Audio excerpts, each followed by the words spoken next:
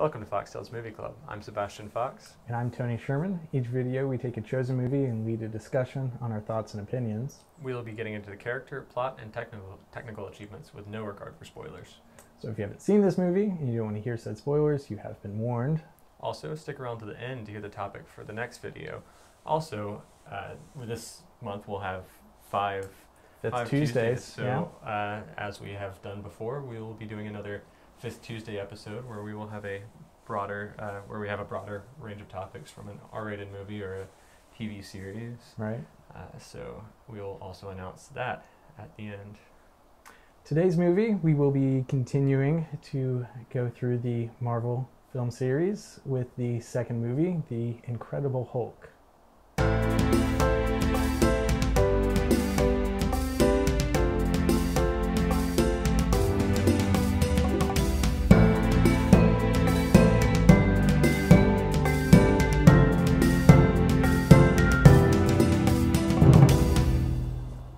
The Incredible Hulk is a movie that came out in 2008, directed by Louis Leterrier, composed by Craig Armstrong, starring Ed Norton, Liv Tyler, Tim Roth, and William Hurt.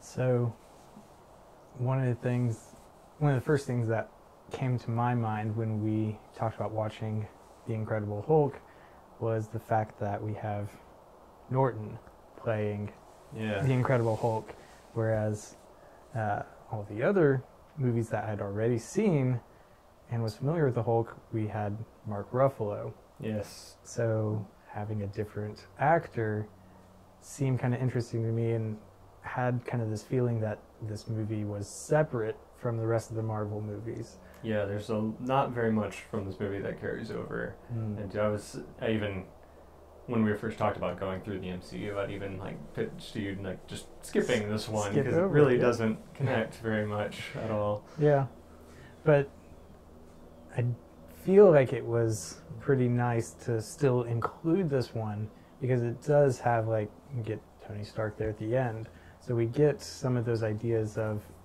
well, we do have this understanding that the Hulk is potentially going to be coming back when we get to the Avengers, so it's not just like a out of nowhere kind of thing. But unless you're like me, who never saw this movie until just now, and it was kind of like oh wow, okay, we have the Hulk in the Avengers and hadn't seen him before, so it was kind of different now. So going on to now continue to watch these movies with the Hulk character in mind, thinking about, okay, well, where is he? What's he doing during these other circumstances of these other movies will be kind of interesting. Okay. So since you've seen Mark Ruffalo's Hulk first and then saw Ed Norton's Hulk, what do you think of Ed Norton's Hulk now? Oh man, I felt like I liked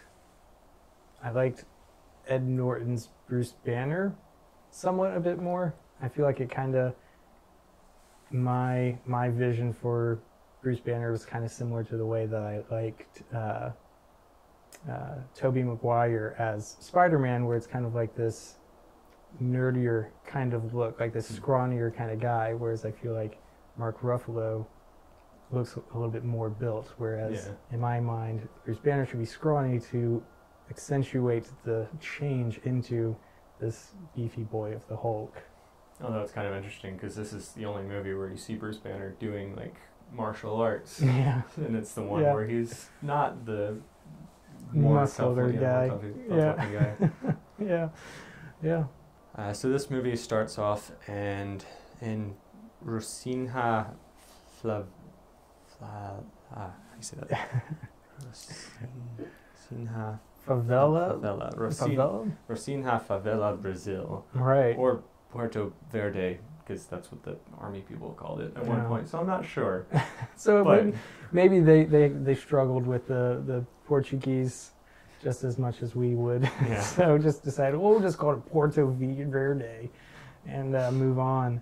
But I really liked how we get a little bit of that backstory in the opening sequence. Yes. And then we just kind of jump into Banner is now kind of in the middle of this jungle, in the middle of this little tiny, well, I guess not really tiny, town in Brazil, completely different from the science and all of the technology that he had, that we saw in that brief flashback that we had in the opening credits sequence. Yeah, I thought this was an interesting place to start off. It's a very beautiful place. Yeah. But it's also kind of an interesting place for him to choose, because he doesn't want to hurt people and such, but he's in this very tightly condensed city. Very dense city, yeah. So, but it seems as if I think it's like 187 days or something like that since his previous incident. So it seemed as if he had been learning to control it through that martial arts that we had saw him training with and some of the meditation techniques that he had been learning. So getting a handle on how to control the anger or the emotion or whatever it was that was causing this Hulk to rage out of him that we saw in that opening sequence. So you had mentioned the opening title sequence, the credits. Yeah. But I felt that was very dated now. Yeah. It seemed like something that came out, which, I mean, I guess 2008, that was a while ago, so maybe it felt good, but I don't think it aged as well as the rest of the MCU movies. Yeah, that's probably, I didn't really think about it in the context comparing to the other movies, but I hadn't really had very much background with the character of the Hulk, so I thought the only thing I knew about him was that something with gamma radiation. So I thought, okay, it's kind of nice that you can get a little bit in this 30-40 second credit sequence. You can get a little bit of that story, and you can see some of the characters that are going to then be playing larger roles later on in the story, kind of just like little flashes them introduced. So I thought it was kind of a nice way to do it, but it wasn't enough of a backstory to really develop a connection to the characters, I felt.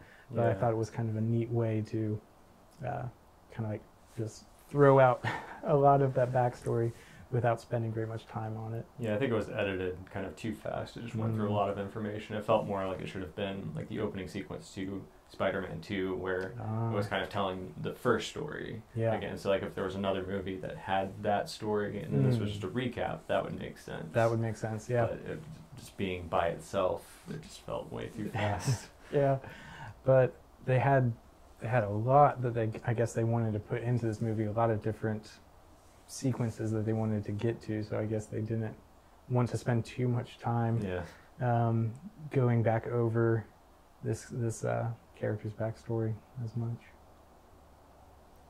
One of the things I really liked about Bruce Banner's just kind of normal day-to-day life there in Brazil is that he has this little like stray dog that he takes care of, and he sits in front of this old television and watches Sesame Street as a way to in Portuguese to try and learn.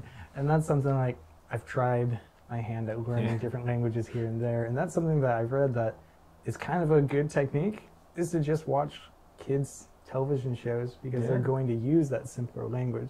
So I thought that's such a nice little touch that they just have him trying to learn by watching Sesame Street.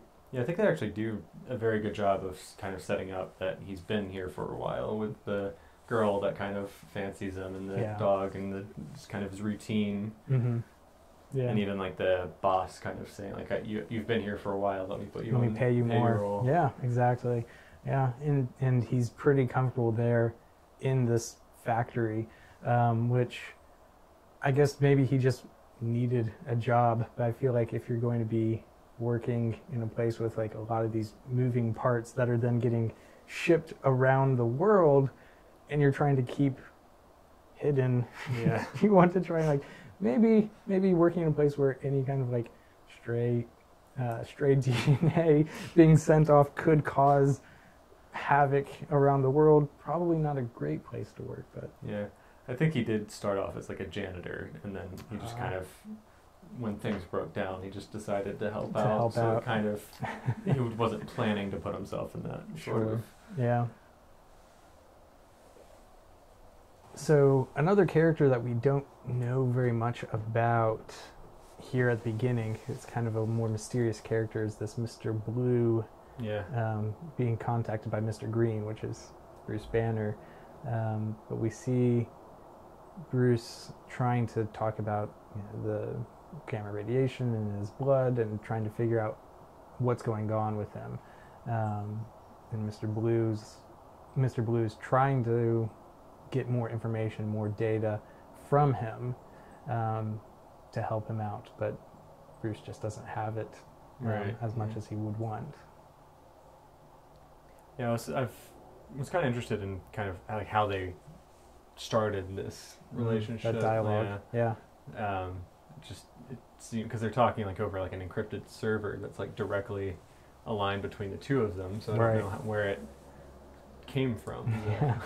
Yeah, it's kind of interesting. So I don't know if they had been talking elsewhere before and then said, okay, this is getting more in depth than we thought. Let's be a little bit more secretive.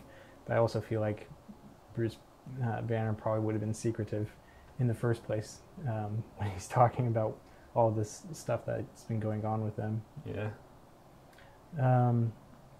Speaking of being secretive and all the stuff going on with Bruce, we do have a leak of his whereabouts when Drop of Blood gets sent off to Stan Lee.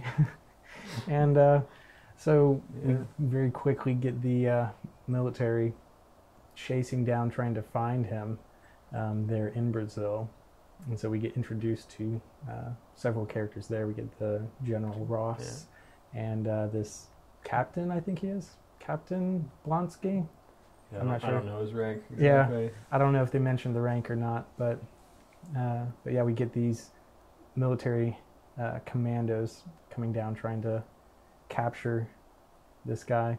Yeah, I've always wondered with Ross if he had to go higher to get all of this clearance to do all the stuff he does throughout this film, or if he's just kind of, because it seems like some of the stuff he does in this movie where he's just like going down to Brazil and just starting shooting in the streets, or going on to like a university and just firing guns, having like these tanks and these jeeps just running around with 50 caliber rifles. And they definitely had to have killed people in New York at the end when they were firing the helicopter and shooting at them.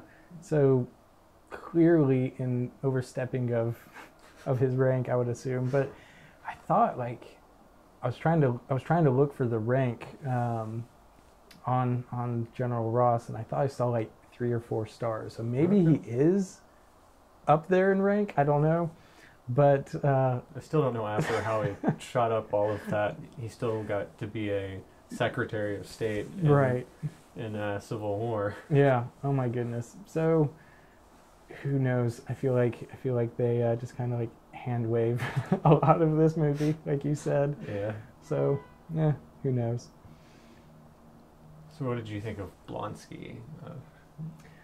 I thought first impression of him was, I thought he was a pretty interesting commando type character. Yeah.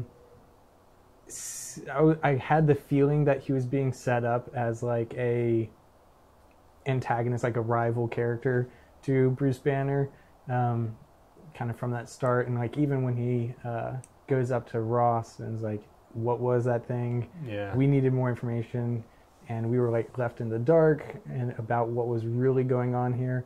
So definitely had this feeling of, okay, this guy's going to be kind of a big role to counter what Bruce is doing. Right. I feel like he was an interesting character around the beginning, but I don't know, near the end he seemed just weirdly focused on just getting this power. Like it just, he kind of turned into more of a just being evil for the sake of being evil. Like just to have the power. Like maybe if he was given some sort of motivation for getting that power, that might have helped a little bit. Yeah, I would agree. Like when he first started, when we first see him in Brazil, I was thinking, okay, we're going to have this kind of well-rounded, we're going to get a lot of character development from this person as they develop as this antagonist. But by the end, I was like, okay, this is very one-dimensional. Yeah. He just wants the power. Like, even when he speaks to, when we find out more about Mr. Blue, and when Blonsky is speaking to Stearns, and he's just like, I need more power. I want more power. Yeah. You need to give me more power. And just like, he's almost felt like he was becoming, and that might be part of the intention, that he was like losing a lot of what made him an interesting character, and that he's kind of like losing his humanity in that drive, in that focus on just getting more power. So as I saw that character change, I was thinking, okay, at first I was like, that's not super interesting, but now thinking about it, maybe that might be part of that dehumanizing as he becomes that abomination near the end of the film. Yeah. When they're in Brazil, there's that scene in the factory where the Hulk first shows up. Right. In this movie. Mm-hmm. And he's just kind of in the dark for the entirety of that scene. Yeah. Kind of played more as a horror movie than an action movie. Right. It's kind of an interesting way to do it. To start it off, yeah. It's kind of like, and this is something that I think can be done pretty well, is trying to hold off that reveal of, okay, we know, of course know it's the Hulk, but like no one else who's in that scene realizes what's going on, of course. So trying to like keep him in the shadows is kind of that, both for the audience viewing it to like, okay, we know something that they don't, so like we know what's really in the shadows. And also just kind of like to keep it away from the characters in the scene, so that they don't really know that they are kind of like literally in the dark as to what their mission really is. Yeah. I also thought the first appearance of Abomination was kind of interesting, because you see him jumping out the side of the building where Mr. Blue was working. Right. But then it has this long shot of this handheld camera where it kind of follows the soldiers kind of looking at him. Yes. And it's more of a horror type shot as well, where it kind of puts you into the soldier's position. Yeah. Because like you get those little flashes of what the Abomination is, and like what kind of changes physically had happened to Blonsky. Like you saw his spine and like the weird spikes and stuff, but like the full complete transformation you don't really get to see clearly until after that initial scene. So one big character we have not talked about yet is Liv Tyler's Betty. Betty Ross. I have a hard time looking at Liv Tyler and not thinking about Lord of the Rings. Yeah. See, I was thinking about that while I was watching this. I was like, part of me was like, of course, it's Liv Tyler. I'm thinking about Lord of the Rings, but like, I didn't. Hold on to that thought, because he's going to be coming back around. Yeah. So, speaking of Liv Tyler, talking about Liv Tyler, I think like the only thing that I know her from was Lord of the Rings. So while watching it, I was thinking, okay, yeah, this is kind of like just the love interest, kind of similar to the way that she was in Lord of the Rings, but didn't necessarily feel like typecast. Like that's the only thing I kept seeing, because I kind of like did see her as also picked up on the fact that she was the general's daughter. I actually like rewound the movie to see it, because like when Bruce Banner goes up to the university and sees her name and looks and sees Ross, I said, I'm pretty sure I saw that name already. So if it was supposed to be a reveal that she was the general's daughter, I feel like maybe I just picked up on it too easily. I don't know. Also in Lord of the Rings, she did have the whole father-daughter thing there too. That's true, yeah. And then the father was, against the fact that the daughter's with the man that she wants to be with. And even even with Ty Burrell's character, who I don't remember being named. I don't remember them saying his name, but apparently not many people said other people's names in this movie. In this movie, anyway. It's weird. Yeah, so like I had a hard time looking up people's names, and it's like I don't remember this name. I don't remember saying this name at all.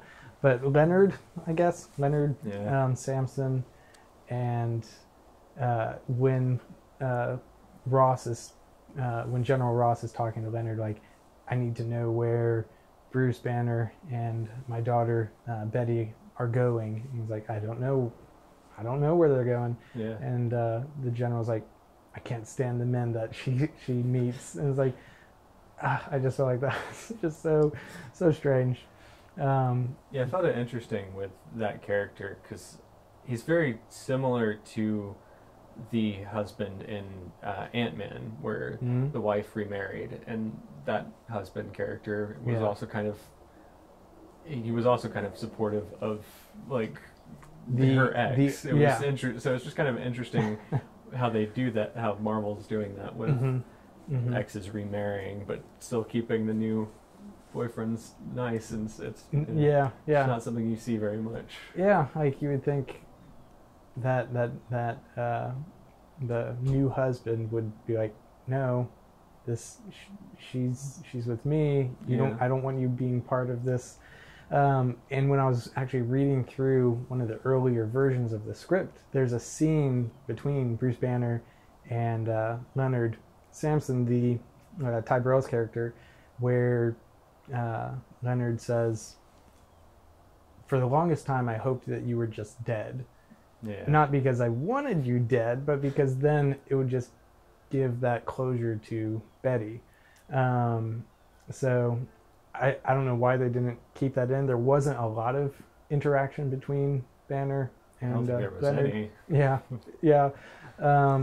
So I was like, I feel like that kind of scene would have added more to that dynamic of okay, why is this husband so just accepting of the fact that Betty and Bruce just run off together? Yeah, he also just kind of disappears in this movie. Like, you see him when right after Bruce carries Betty off after when she's knocked out, but that's the last time you see him. Right. He never shows back up.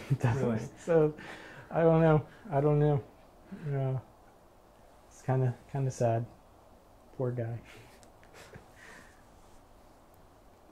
Going back to the university, as Banner is running around trying to find the data, trying to find more information about the testing and everything that was going on with him, he tries to tries to get into, I guess, like this science laboratory and get to the computers to be able to get to the data, and we get this nice cameo of the security guard, played by Lou Ferrigno. And so, I don't know, I feel like it was just kind of a little bit cheesy throwing him in there.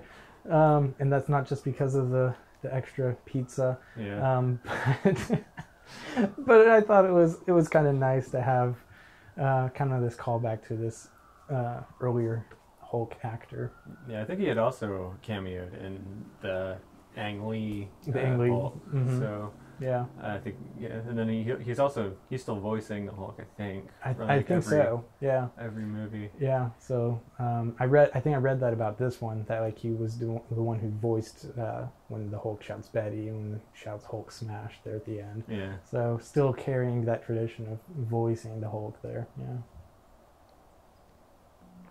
So going back to Betty, there was an interesting moment, kind of felt out of character, I thought, after they had gotten to New York and they took the cab to get across the city.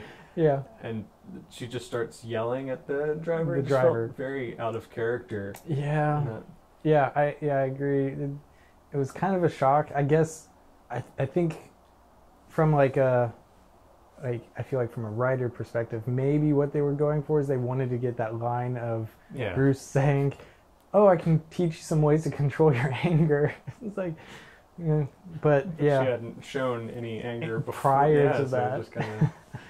But it was a very interesting little sequence there of like, oh, we don't want to take the subway because me trapped in a tube with hundreds of New Yorkers, all these people who are having bad days and anything going wrong, it's going to lead to problems. So of course I'm going to take a taxi instead, which of course if you know anything about driving in New York, it's going to be just as bad of a nightmare. So I guess I understand the anger, but it just did seem a little bit of a shock coming from her all of a sudden. But yeah.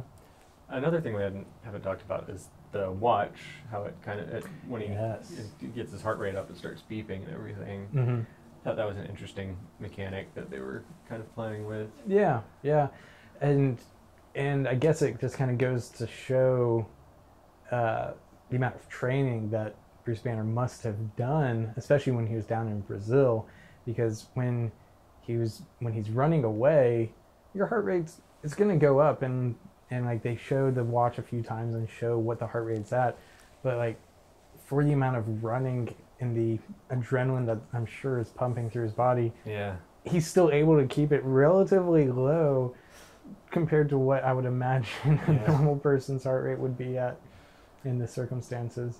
But yeah, it's a pretty nice mechanic because it also gives that audio cue of, okay, is the Hulk going to be coming? Is the watch is beeping, or is he going to be able to rein it back in? So yeah, it was a very nice little thing that they added in there. Some few things that we could say about Stearns. I guess he's like a scientist professor behind the alias of Mr. Blue. It's a bit of a reveal, a bit of a shock that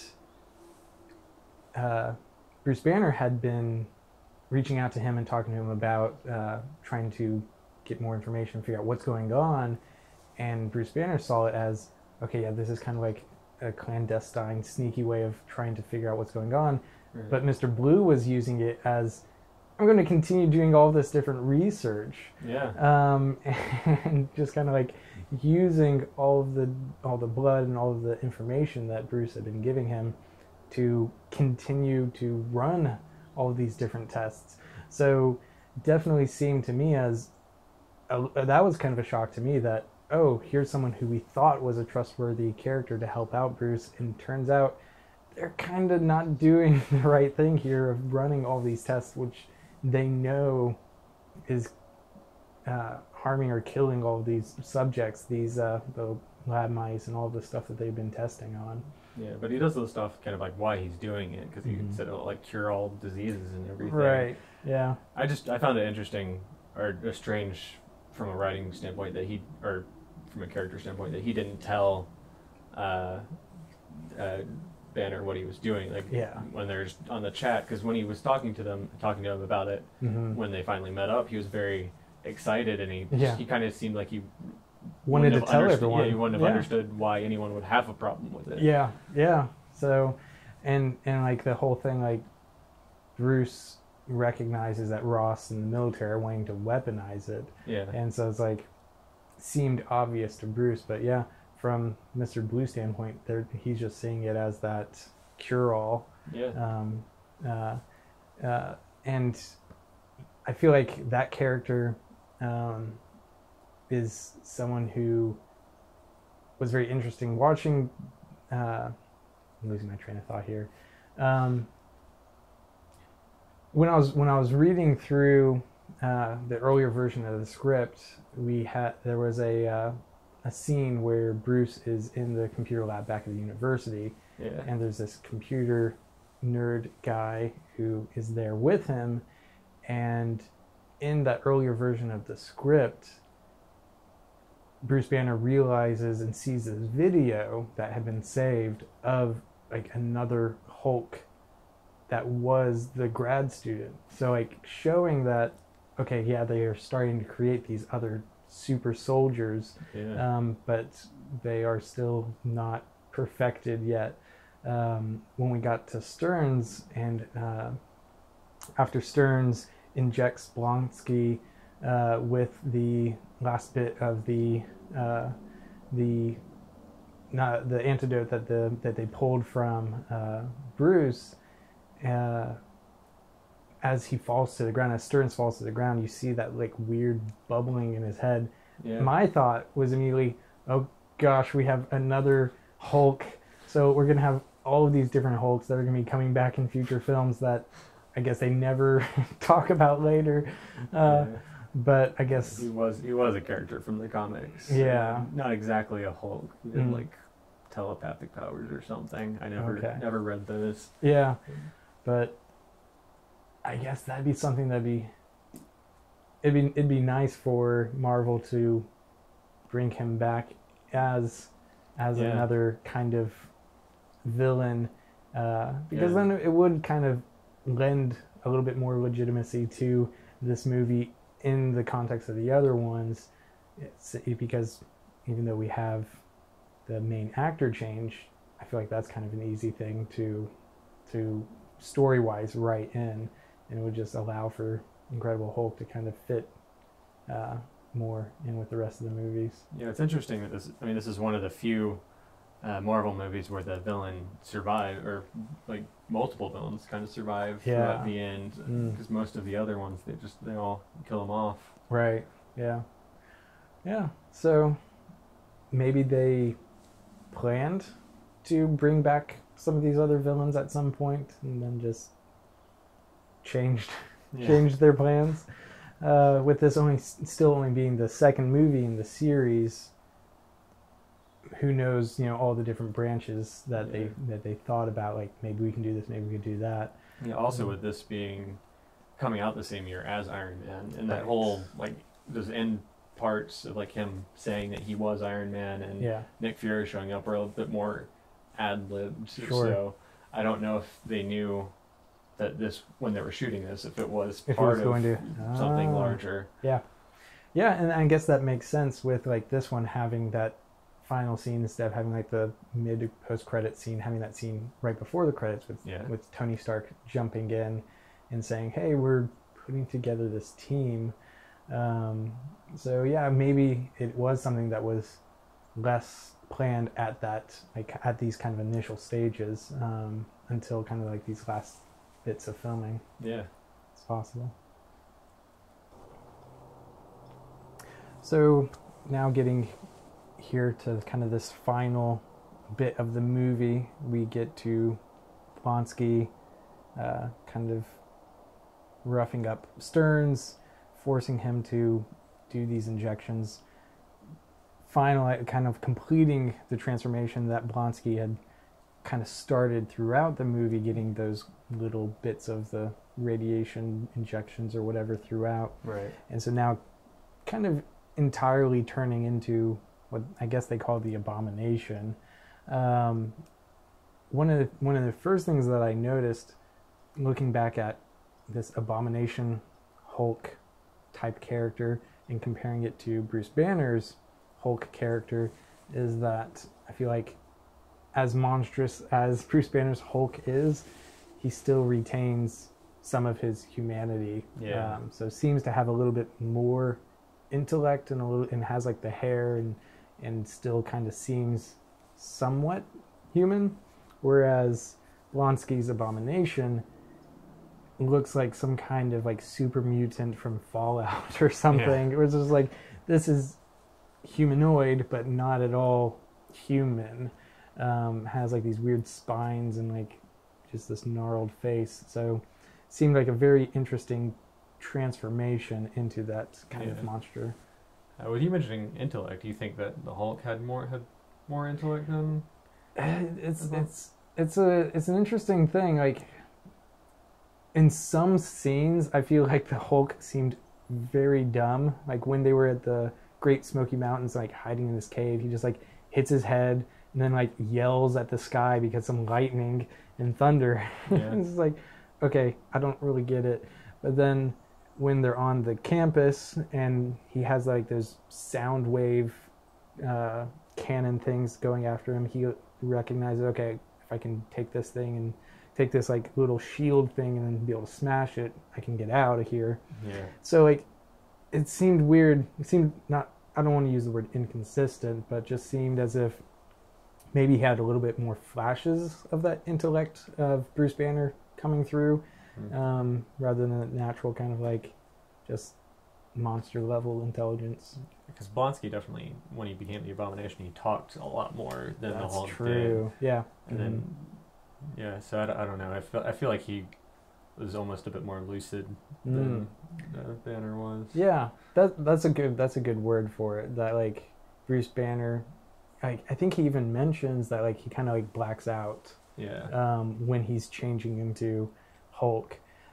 so maybe that does kind of lend a little bit of credence to the fact that it's like just little snippets of Bruce coming through to add that intellect, whereas Blonsky just kind of stays that power-driven, I want to fight this Hulk thing that beat me up several times in the film. Yeah. He even mentions like that he's like pissed off and ready for round 3 there after getting kicked by the Hulk. Yeah.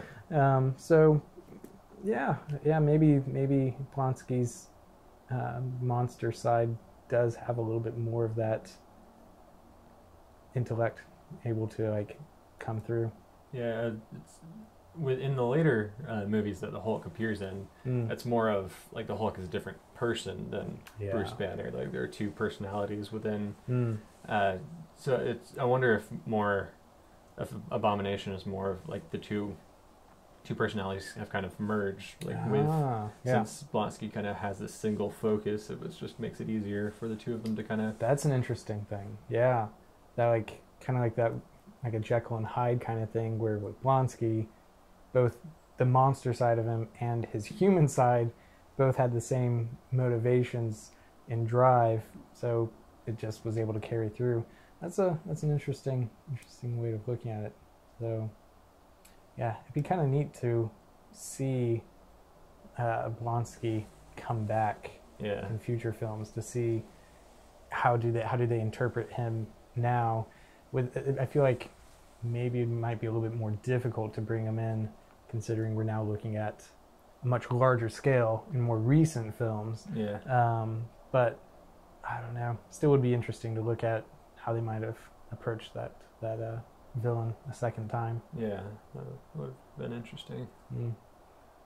Going back to Blonsky, when he's first intimidating Stern into giving him the injections, he hits Betty, like knocks Betty out, and Stern just like turns to him like just kind of nonchalant, a little bit surprised, just like, why are you so violent? Why do you hit everyone all the time? Well, that wasn't Betty. That was another like military you're officer. Right. That's right. That was Ross. Not Ross. Oh gosh, what was her name? I don't think she. We don't get a name. Said in the movie, but Spar. Yeah, Spar. That's right. Why would I think it was Betty? No. Yeah. In my head. I think he does Betty. hit her earlier. When, yeah. Anyway, so hits Spar, and Stearns is just like, I don't know. It's so weird. Yeah. And also when like he says that he wants the serum, and Stern's like, I don't know what this is going to do to you, and then he's like, I didn't say I wasn't going to do it. I just need you to say that you're willing. Yeah, informed consent and all that. It's just like, okay, yeah, it's just a very interesting character, but So, well, I guess I feel like I'm jumping around a lot in this last little bit. Yeah. Going back to the fight now between Blonsky's Abomination and Banner's Hulk, another aspect that showed that a little bit of Banner's intellect, or like that lucidity is coming through, was when there was the fire that was going towards the helicopter. Yeah. And he used like this like clapping motion to try and like create this wave of air to take out the fire. So he recognizes the people who were in danger and recognizes, okay, well, what can I do to rescue them? So I don't know. I feel like it'd be interesting to look at how much of that lucidity, that Jekyll and Hyde, is coming through between Banner's Hulk and Blonsky's Abomination. Yeah, I always thought that was an interesting point in the movie of like, is that actually possible to create a wind that can put out a fire like that? Yeah, I I don't think so. Because I think the only way it would be possible is if it's strong enough to like take the oxygen away. But right. I don't think that's what's happening. Yeah. Like it seemed like it just kind of like blew the fire away. It was like either took the oxygen away or just like pushed the fuel that was on the ground burning away, which I feel like might be even more difficult. Yeah. But yeah, I don't know. That just seems like a little bit of a impossibility. Yeah. But makes for an interesting move for the Hulk to use. One of the things that, like, as that fight wraps up and the Hulk chokes out the Abomination and just kind of tosses him to General Ross, we get another interaction between Betty and the Hulk, where Betty is like reaching out towards the Hulk and trying to, and the Hulk reaches back. So trying to see if there's that connection, and then we get that helicopter that shines the spotlight on the Hulk, and right. and he just runs off again to disappear into the middle of nowhere. But we do get a little bit of that callback when we do see Banner come back at the end, when we do find out where exactly he ran off to, with the necklace that they pawned off to be able to fund their escape from the military. So like we do see, we do get that callback of, okay, yeah, we still have that connection between Banner and Betty, as he's trying to return that necklace back to her. Yeah. That place in BC where he ran to, it was like northern BC, I think. It was a very beautiful location. I thought Banner's very good at choosing spots to run away to. Yeah. Both of the places he goes are very, very beautiful. Right. Yeah. Oh man, that was really nice. Like a lot of the shots in Brazil, and even as he was running from Brazil up to the United States, we got a lot of really nice shots of like the different jungle and waterfalls and all of that. So like very beautiful there, and then getting very different side of the world when we go up to British Columbia. But yeah, definitely agree with that. Very, very nice locations. Yeah. Yeah. Also, I forgot to mention this at the beginning. With this being one of the first MCU movies, this was still shot on film. It wasn't digital yet. Really? Yeah. Okay. Both, I think, through Thor. So both the first two Iron Mans and Thor and this one were all shot on film. Interesting. Okay. Yeah. So it is definitely different. Yeah. Because there are some people that have talked about like how the MCU has looked very gray and kind of drab, but these first few don't really. People have said that they're better at that since they were shot on film and it wasn't just completely digital. Yeah, yeah, that's an interesting thing. I'll have to keep looking for that as well as we move from those film movies into the digital to see how well I can pick up on that change. Yeah. In the very last scene before we get to the credits, we have that scene that we mentioned earlier about Tony Stark going into the bar to speak with General Ross. And we get a little bit of a banter between them, talking and kind of hinting towards the other movies of the MCU, where Tony Stark says that the super soldier program was put on ice for a reason. Yeah. And a little trivia thing that I read about this movie that I didn't notice when I was watching it was that in one of the versions of the movie you could actually see something that is hinting towards Captain America in like a block of ice during one of the intro scenes.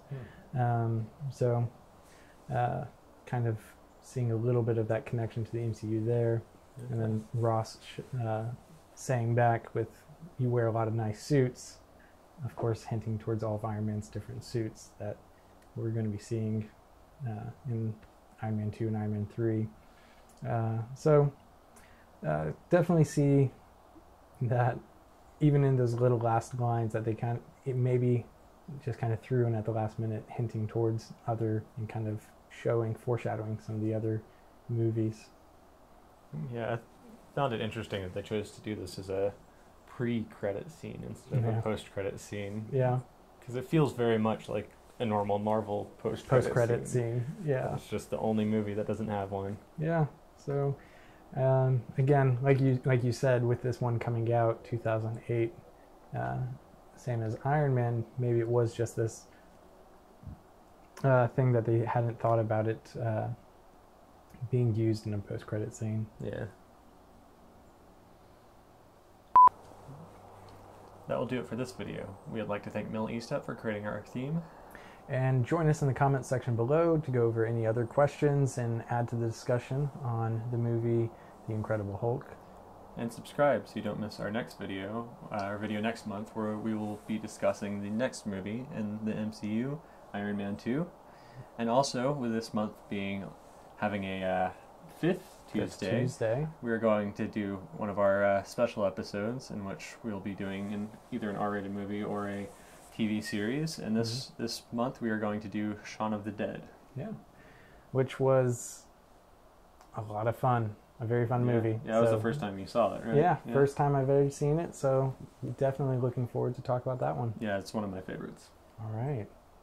Well, this has been FoxTales Movie Club. I'm Tony. Thanks for watching. And I'm Fox. We will see you in the next video.